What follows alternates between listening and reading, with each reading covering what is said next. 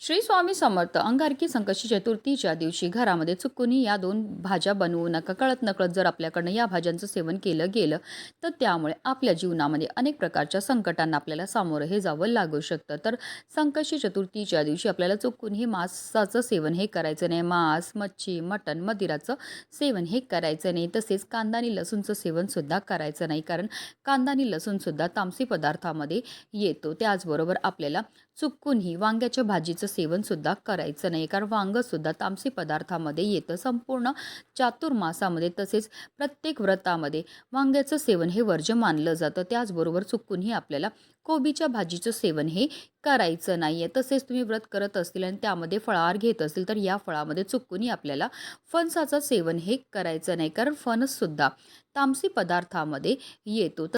तर हे काही पदार्थ आहे जे चुकूनही आपल्याला अंगारकी संकष्टी चतुर्थीच्या दिवशी खायचे नाही.